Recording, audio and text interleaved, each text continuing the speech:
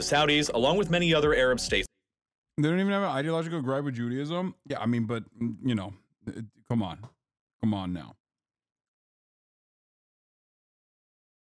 All right, anyway, let's get to Real Life Lore's video on Yemen. I want to see. focused on the brutal war being waged in Gaza that's already claimed the lives of tens of thousands of people. I'm telling you, I think like Real Life Lore and a lot of other like OSINT adjacent people, unless they're just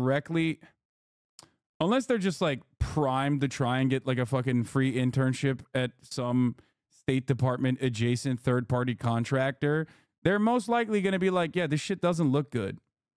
Something else is happening nearby to the south in the Red Sea that has the potential to escalate the war between Israel and Hamas into a greater Middle East-wide conflict that's already severely affecting the entire global economy. You see, after Israel initiated its full-scale invasion of Gaza, the Houthis, a Shia Muslim military organization in Yemen that's funded and armed by Iran, declared their full, unwavering support for Hamas and the Palestinian cause against Israel. But, geographically located about 1,600 kilometers away from Israeli territory and more than 1,800 kilometers away from the main fight going on. For the record, this was my biggest L, which nobody really gives a shit about. It was like thinking that I love that you said also kind of an outdated video already. Bro, it's literally January 17th. It's from yesterday.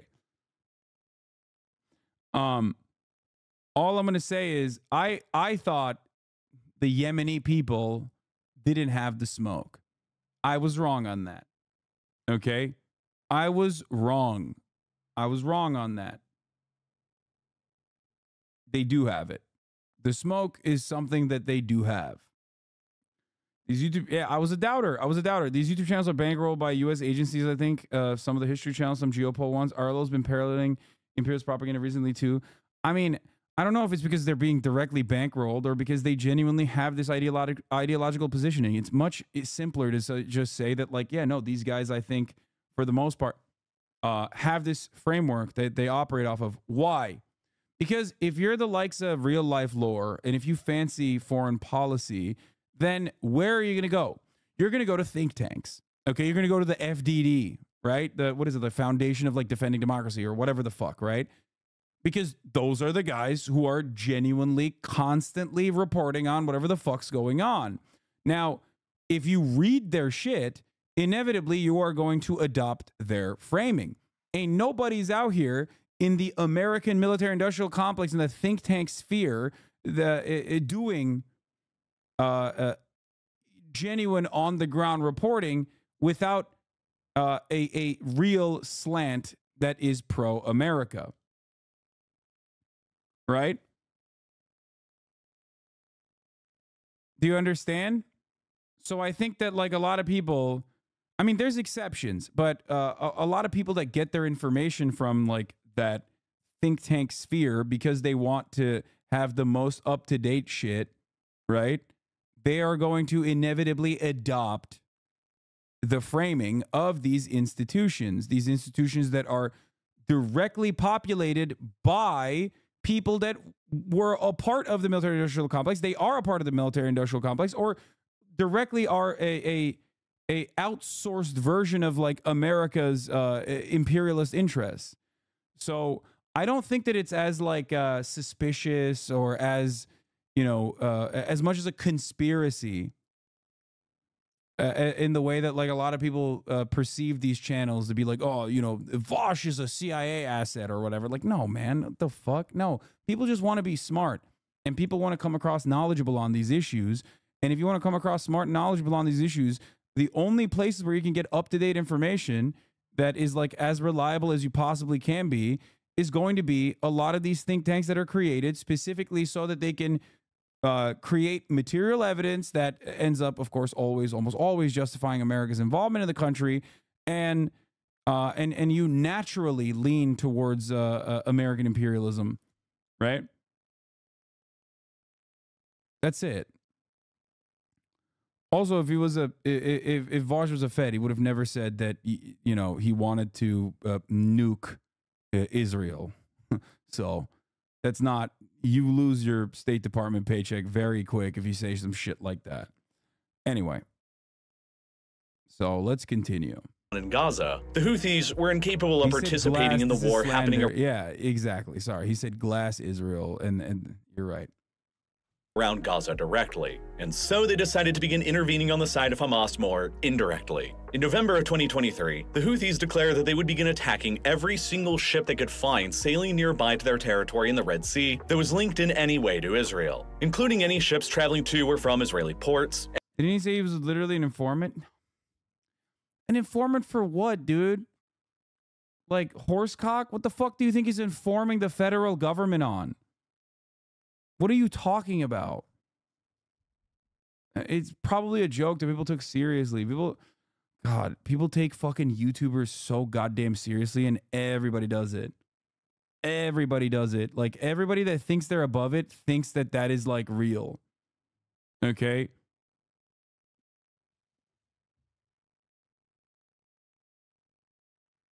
Your humor is too dry. Yeah. I think, like, yeah, I don't know. I do legitimately think that, like, a lot of people place so much emphasis on YouTubers, thinking that, like, we move the fucking needle in any meaningful direction. And it's so silly. And I think it's a byproduct of, like, how powerless we ultimately are in the face of, like, American empire, for example. Like, no matter how much we fancy ourselves to be a democracy, you look at the hundreds of thousands of people that are fucking protesting in DC this past weekend for Palestinians, okay? And trying to stop Israel's endless bombing campaign. And there's not even a fucking fraction of that in the media as far as coverage goes. And nobody cares. And time goes on. And we continue. We continue doing exactly what we were doing. All right, let's continue. Any ship with Israeli ownership, any ship flying an Israeli flag, or any ship with an Israeli crew. And then, they further stated that these attacks on Israeli shipping would continue indefinitely until Israel fully withdrew from Gaza and ended its war against Hamas.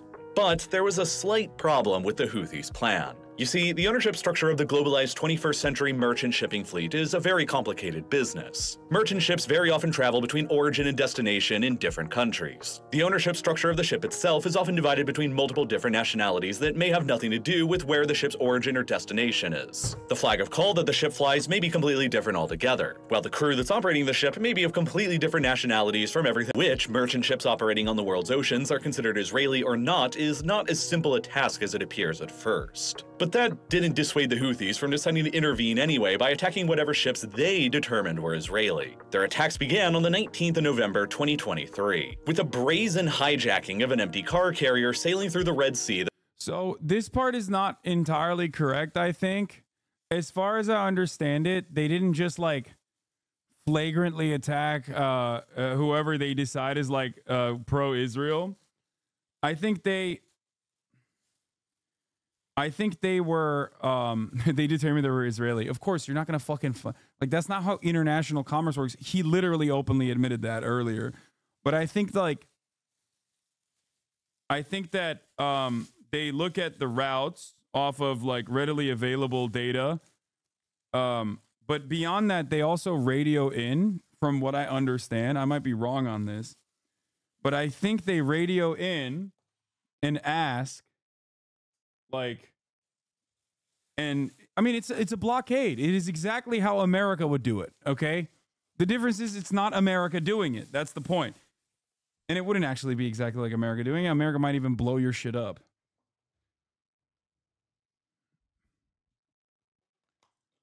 So I think that, one, a lot of this information is readily available online. That's one, like, about what shipping routes certain commercial vessels are taking, yada, yada, yada, where it's going, what the, maybe not what the manifest holds, but still.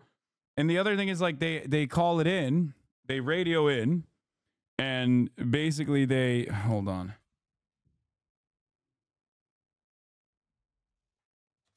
Where the fuck? Oh, there it is. Okay. So yeah, they radio it in and they say, "Hello, this is Ansar Allah Navy. Marhaba. Please stop and tell us where you are flying in from. Okay, and then the ship says something like, at the top of the hour, there's a 3-minute ad break. Have you thought about that? And then the guys are like, it's over. It's over. We're coming in. That is the real terror. We must stop it. And then they take over the ship. However, all you needed to do was just subscribe for $5 or for free.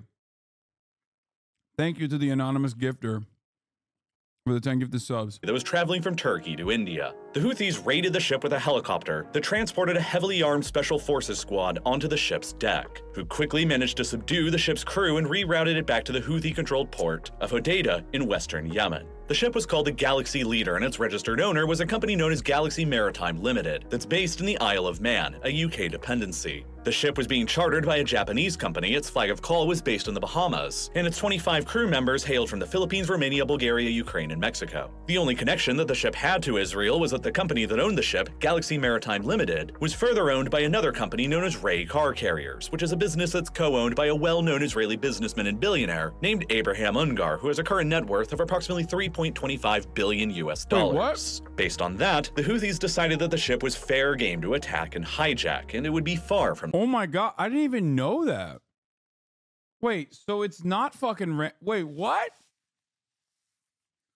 Wait, that's crazy. I'm out here literally thinking that they're just like taking over commercial vessels that don't respond to their calls. Turns out this motherfucker's owned by an Israeli dude. What the hell? How the fuck did you not know that? No, I didn't know Galaxy Leader was owned by an Israeli dude. Owned by an Israeli company.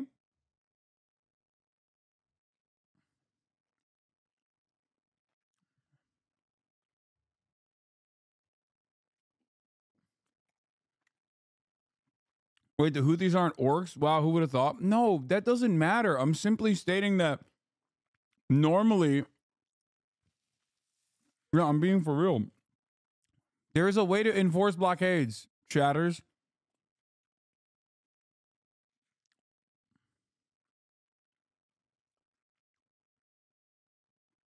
That's what happens when you do your own research. Yeah. There's a way to enforce blockades. And I suspected that it was, I mean, I listened to what everyone was saying, including what the Houthis were saying, which was that they were tracing these shipping companies. They were tracking shipping companies and intercepting vessels that did not respond. That's how that's how you would enforce a blockade on the Red Sea, on the condition that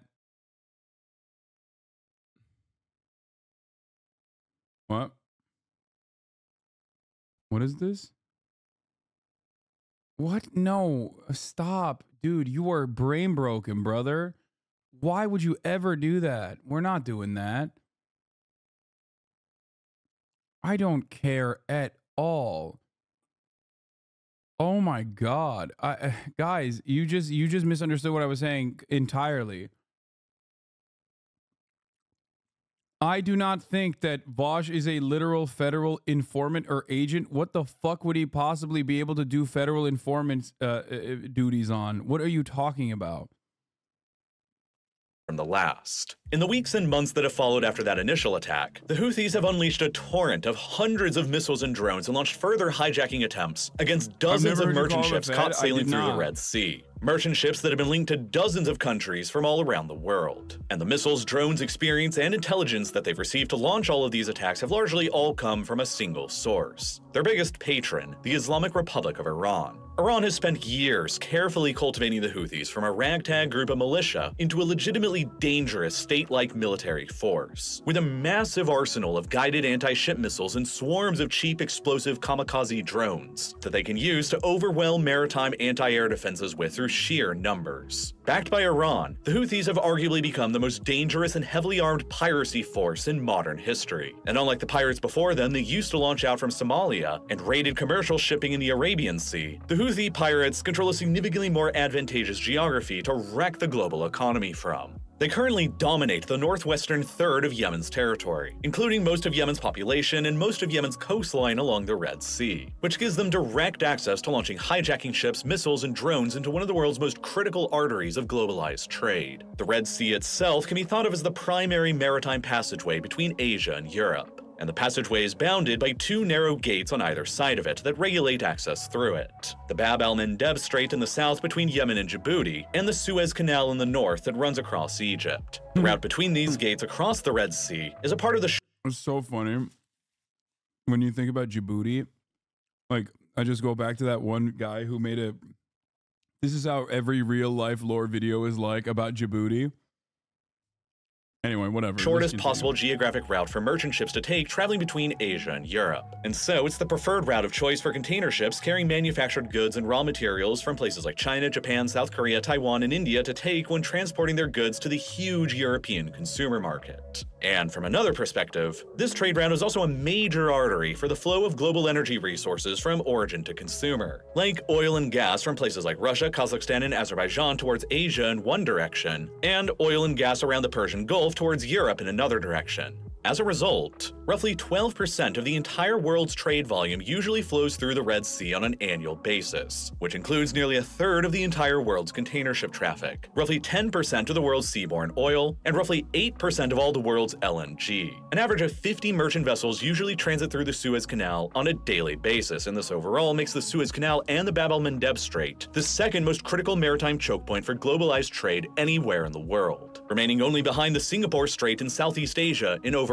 importance. And all of this massive volume of trade and energy that usually flows through the Red Sea makes its overall security and stability an extremely important core interest for dozens of countries and actors from all around the world. To Russia, the Red Sea is still its most— I loved when he's like, when the real life lore spoof video was like, and that's how Ukraine is gonna be the new North Korea.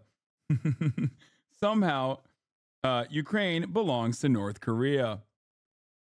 Vital artery for exporting their own crude oil and LNG resources by sea towards their new primary consumers, China and India, while Kazakhstan and Azerbaijan rely on the route to a lesser extent for their own oil exports as well. From China's perspective, the Red Sea is its most vital artery to receive energy resources from Russia through, and to transport their own manufactured products to the European consumer market through, which is of similar concern to Japan, and largely why both China and Japan maintain overseas military bases in Djibouti nearby to help safeguard their own trade routes. To Qatar, the Red Sea is its primary trade route to export their LNG supplies to Europe, while to Saudi Arabia, the United Arab Emirates, Bahrain, Kuwait, and Iraq, the Red Sea is their primary trade route to export their crude oil to Europe through. To the European Union, the Red Sea is their primary trade route for receiving manufactured goods from Asia and energy resources from the Persian Gulf through. While to the United States, Washington wants to ensure the continuous flow of maritime trade through the Red Sea to keep the global economy and globalized system that it champions and protects humming along. And Egypt, as the controller of the Suez Canal that regulates all of this trade, stands to arguably benefit the most when the trade is running smoothly, and lose out the most when the trade isn't running smoothly. Egypt's Suez Canal Authority is the— Damn, dog. Seems to me like all the more reason to maybe, I don't know, instead of continuing the genocide that recently had ceased, you just kind of treat these guys as like independent actors with their own genuine opinions and wants and needs, and maybe listen to the demands that they're making and fucking pull back from your unconditional support to Israel. guardian of the canal, and they charge various fees and tolls on every ship that passes through it, as ships usually have no other alternative. The only other possible geographic choice the ships can take to travel between Asia and Europe is the much longer way all the way around the entire African continent, around the Cape of Good Hope, a route that usually adds anywhere between 7 and 10 days of travel time and significantly higher cost for ships to take. Under normal circumstances, the tolls and fees that Egypt charges on ships passing through the Suez Canal are still much cheaper than the alternative of sailing around the whole of Africa. And it's also usually one of the Egyptian government's largest sources of revenue, as the world began recovering from the logistical supply chain bottlenecks that were caused by the other than U.S. aid.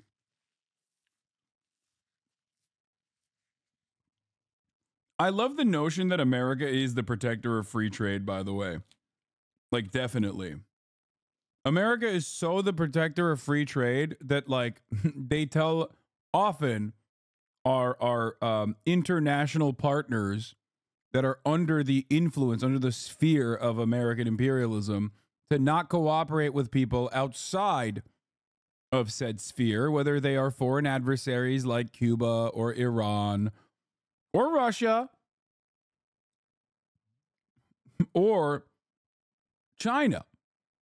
Even though we maintain a delicate trade relationship with China that is very important, we will tell the Netherlands, for example, not to give chip technology to China.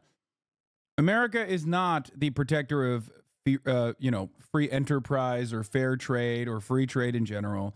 America is the protector of its own personal interests, obviously.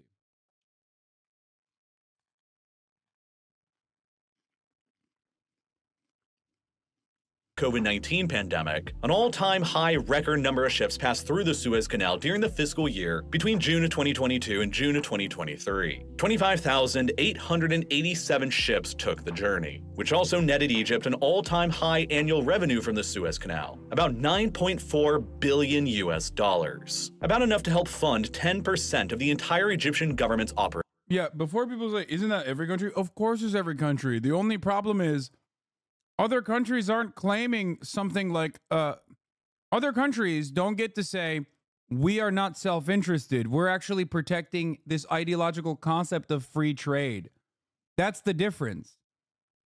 Why do people not understand that?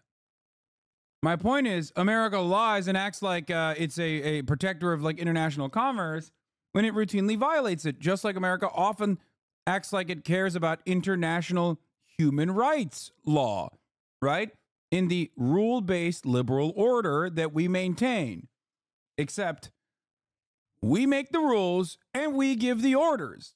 That's the rule-based international order. Operating budget.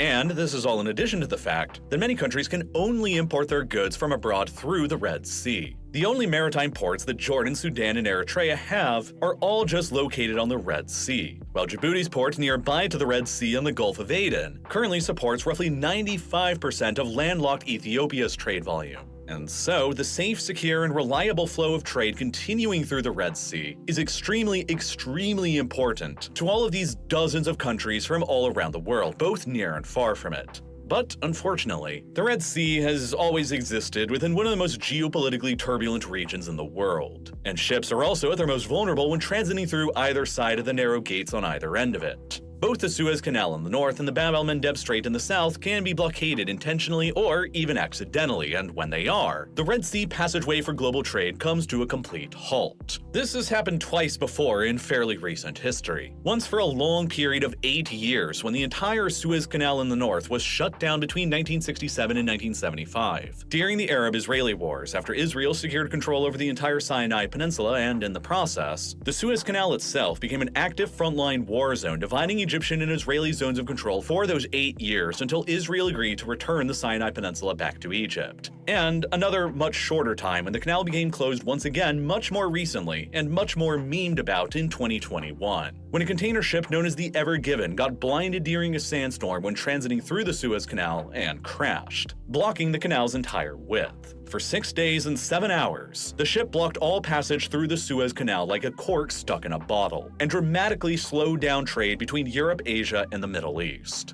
Hundreds of trade ships carrying nearly $10 billion worth of goods became bottlenecked. Many ships decided to give up and rerouted the long way around Africa, and once it was freed, the Egyptian government initially demanded more than $1 billion in compensation from the Ever Given's owners. And then on the other side of the Red Sea, the Bab el-Mandeb Strait is merely 23 kilometers wide at its narrowest point, and so it basically functions more like a 2-lane highway for merchant ships, with one highway running south and the other running north. A single ship can't really get stuck and block the strait in the same kind of way that it can in the Suez Canal. But the Bab el-Mandeb Strait is located in a far more precarious neighborhood. Right now in 2024, there are still ongoing violent civil wars raging all around the strait, in Yemen, Sudan, Somalia, and Ethiopia, that just over the last few years have likely resulted in the deaths of more than 1 million people. While Eritrea is ruled by a ruthless dictatorship that is often considered to be on the same scale of totalitarianism as North Korea, Djibouti alone exists as arguably an island of stability within this maelstrom of chaos. And that's why foreign countries from all around the world maintain significant military bases in the country to protect their own national interests, from China and Japan to the United States, France, and Italy, and probably shortly Saudi Arabia as well. Yeah, I thought it was Ukraine that was the real West Korea. Turns out Ukraine is not the real West Korea.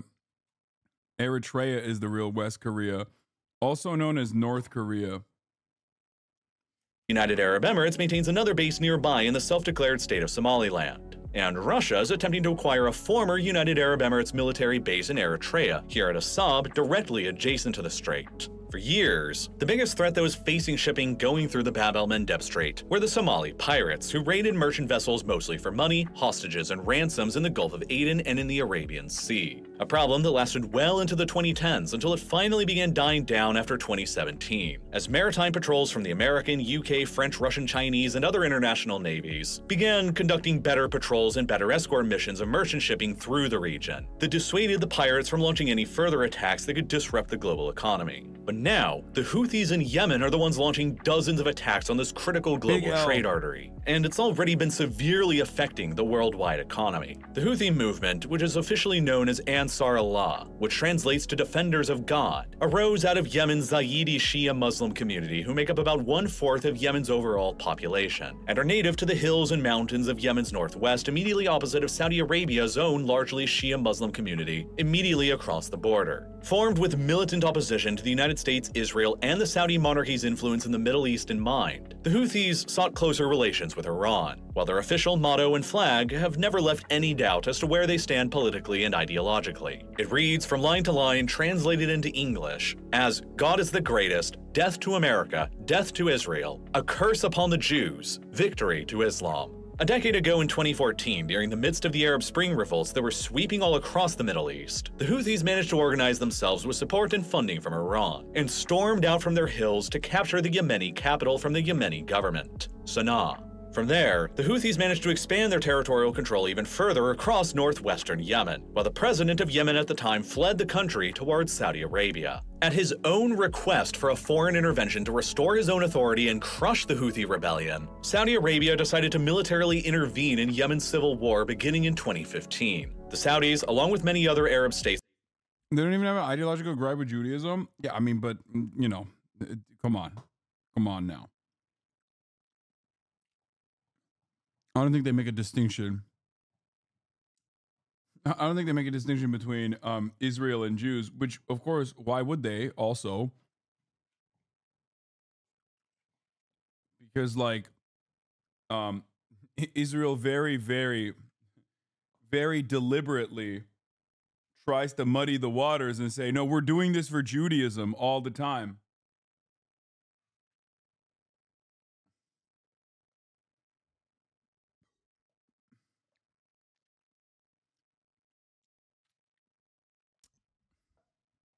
You know? Yeah, Israel does not want you to make a distinction between Jews and Judaism and Israel. They love that.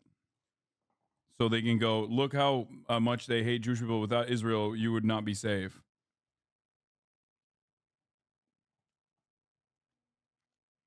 Why don't Yemeni people talk to their Jewish friends? I wonder why.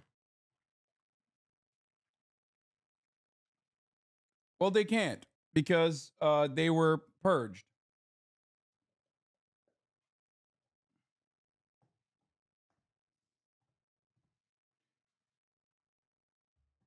Now, having said that,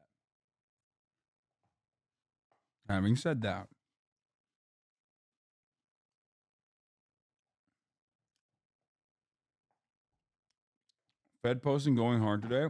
I mean, none of that gives any real moral permission.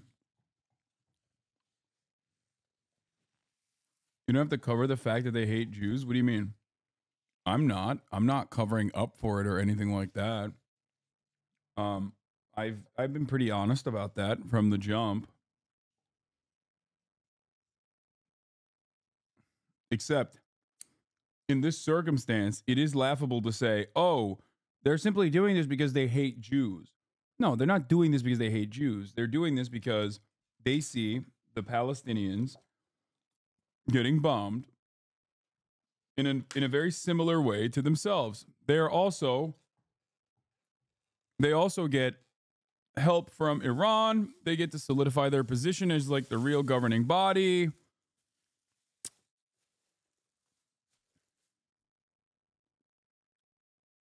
But the reason, like, here's the funny part about it, okay?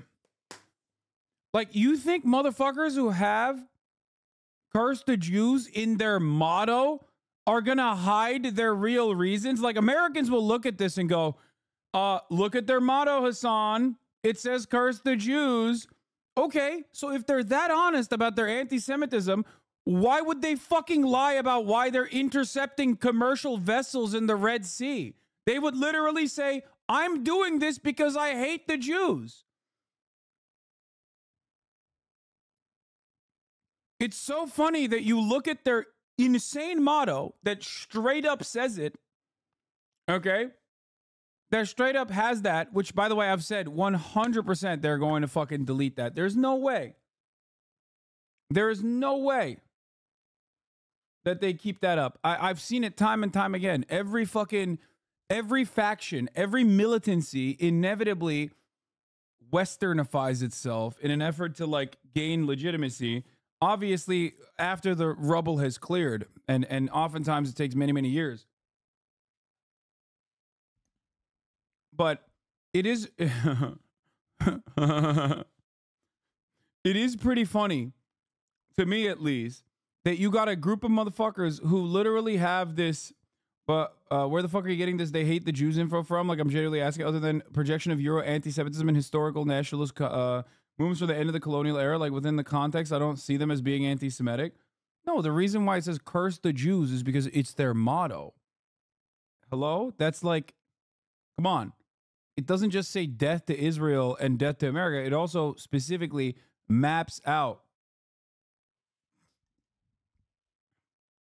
It specifically maps out "curse the Jews." Now, there are obvious reasons for that, that are not the same as like the fake made up reasons to assume that like Jewish people are somehow at fault for your economy tanking, like in fucking Germany or whatever.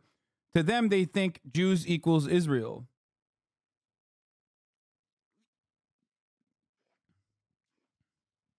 That's why I make this distinction between Hassan cute washing a Houthi rebel.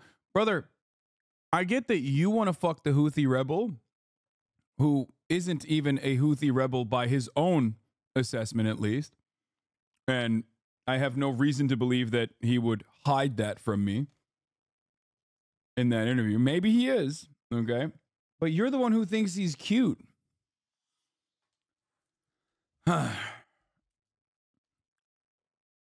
Like, no, I do think that, yes, having the motto "curse the Jews" is pretty fucking anti-Semitic. Come on. The reasoning behind that, however, or the way to deal with that, however, is not the same as like, it's not the same as Western anti-Semitism.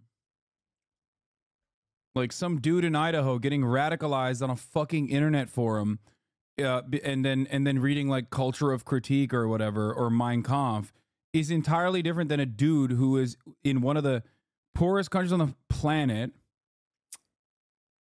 Okay, one of the poorest countries on the planet that has been getting bombed endlessly. Westerners don't understand that Jewish people are everywhere in the Middle East. I literally have Jewish family in northern Iraq. Yeah, they don't see it. Like they think that these guys went on a forum and got radicalized and got and started LARPing as like Nazis or something. That's why it's always funny when people go, it's always funny when people go, "Oh, dude, you're you know, these guys are like Nazis. It's like, no, they have their own very specific brand of anti-Semitism.